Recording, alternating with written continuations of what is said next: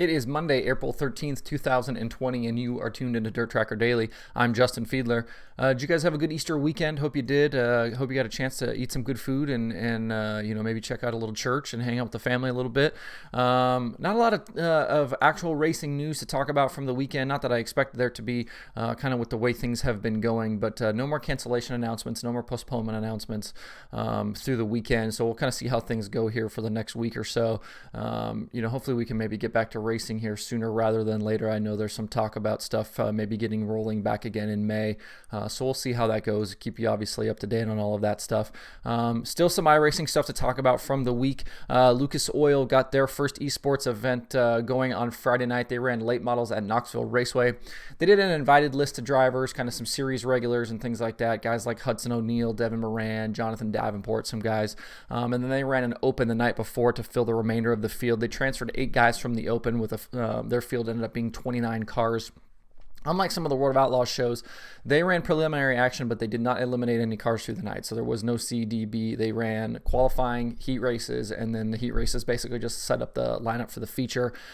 Some guys in that show we've seen in some of the iRacing stuff already. Guys like Trent Ivey, Corey Gordon was in there, Bobby Pierce, and a number of other guys have been in some of these iRacing shows, but many had not. One of those guys I wanted to point out was Jonathan Davenport.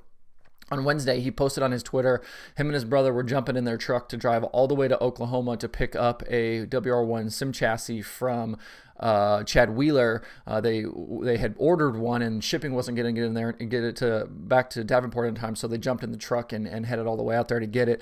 And then I think there was another post the next day where they were stopping just so that Davenport could run some races before they got all the way back home. So pretty neat to see him posting through that and for them to make that move to go get that sim chassis. I think that's pretty cool. But at the end of the 100-lap feature, it was Kevin Dedman winning over Rod Tucker, Brett Lottehoff, Garrett Alberson, and Nick Stroop.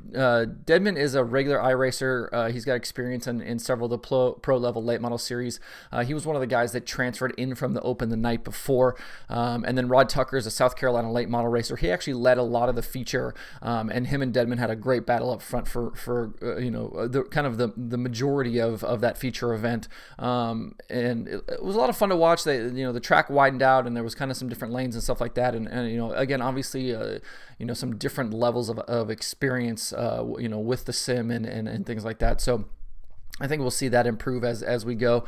Not as much crashing as you've seen in some of the other events. But you can check out the next event for the Lucas Oil Esports is this Friday. They're going to have the land models again take on a Kokomo Speedway. I would imagine you can watch that again on the Lucas Oil Facebook page as you could this last Friday. In addition to their weekly iRacing challenges, USAC held a special $2,020 to win race on Saturday night at Fairbury. They had 58 cars in qualifying. Tanner Holmes, dirt racer from Oregon, went quick time over Cannon McIntosh and Daison Pursley.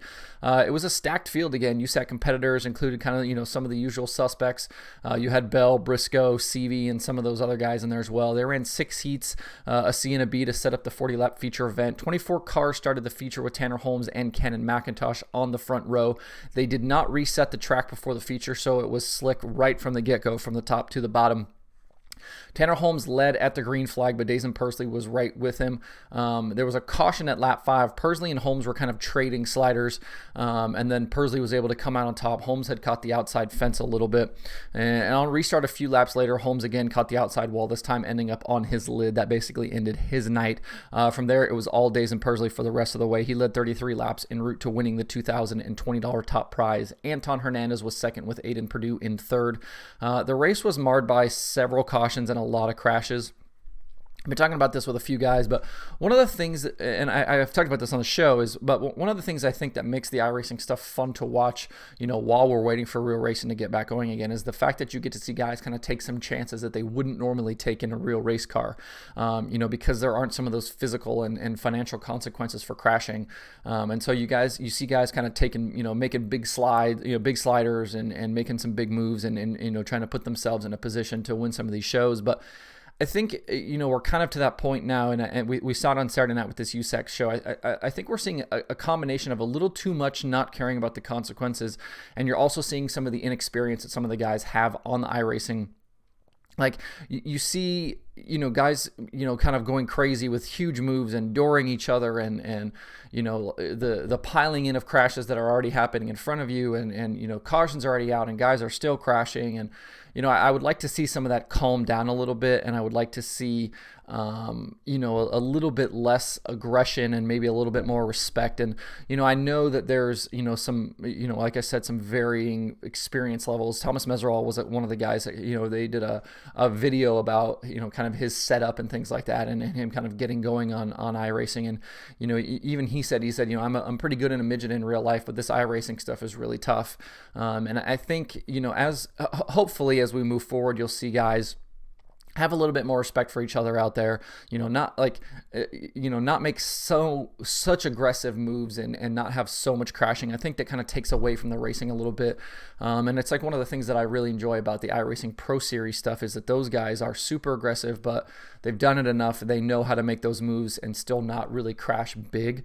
We've seen features go green to checkered and have some really, really close racing. So I think, with some more races and some more experience, hopefully some of that will improve. But I would like to see that racing get a little bit better than what we saw kind of on Saturday night. So we'll keep an eye on some of that stuff going forward. The USAC will again be in action this coming Thursday. And you can watch all of that action live on Flow Racing at 9 p.m. The World of Outlaws iRacing Invitationals are back again this week on Dirt Vision.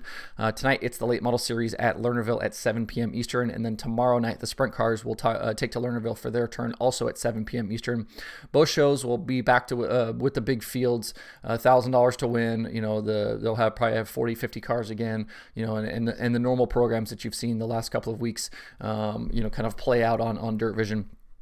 No word yet on Fox Sports 1 and what's going to happen with that Fox Sports 1 show this week. It is very possible that there could be iRacing on Wednesday on Fox Sports 1, but maybe not necessarily World of Outlaws. We're not sure yet what that schedule is, so we will keep you posted as we hear about that. Following the Late Model Show on Dirt Vision tonight, you can jump over to iRacing.com/live or twitch.com/iRacing to check out week 4 of the iRacing World of Outlaws Sprint Car World Championship for the Pro Series. They head to Knoxville Raceway. Alex Bergeron is currently leading the points over Blake Cannon, Kendall Tucker, Dylan Semmelman, and David Heileman. Bergeron, Semmelman, and James Edens have won the 3 races so far. And like I mentioned just a few minutes ago, I think the racing here is really fun. These guys are super close, kind of through the field. You're seeing qualifying, where the entire field is separated by a couple of tenths. So I've really enjoyed watching it. I think it's a really fun series to keep up with, and obviously we'll continue to talk about it. I'll have a full rundown on the night's action tomorrow on the show to go along with the World of Outlaws late models recap from Lernerville. But I think Knoxville is an interesting show for these guys. I'm kind of curious. We've seen, Volusia to start the year for them. Then they did Fairbury and Lernerville. Obviously, Fairbury last week, very tight quarters and things like that. And now you go to Knoxville. It's, a lot bigger, a lot wider. And you'll kind of see guys racing all over the track. So it'll be interesting to watch that race and kind of see how that comes out. But again, we'll talk about that all tomorrow on the show. Hope everybody has a good Monday. We'll be back tomorrow with more stuff. I went ahead and added some more late model races to the analytics section over the weekend. I'm not sure. We are up to currently 21 World of Outlaws late model series races on DIRTRACKR right now in the analytics section. We'll continue to add those. I'm currently up to Cedar Lake, the USA 100, and the format's a little different there, and I'm kind of trying to figure out how I'm going to get that in.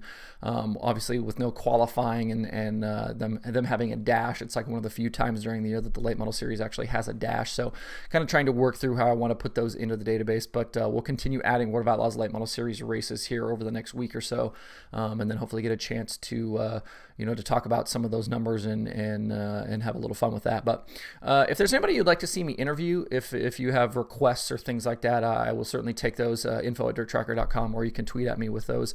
I have had a little bit of a Twitter back and forth after I bought a Chris Ferguson hat with him a little bit. I would like to have him on the show.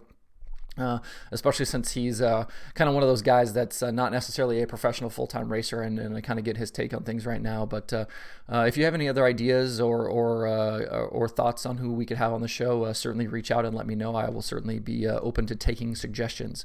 But anyway, that's the show for today. You can find DIRTRACKR Daily on Apple Podcasts, Spotify, Stitcher, or where you get podcasts. Please subscribe, leave me a review, tell your friends. You can also watch the show on YouTube and Facebook every single day.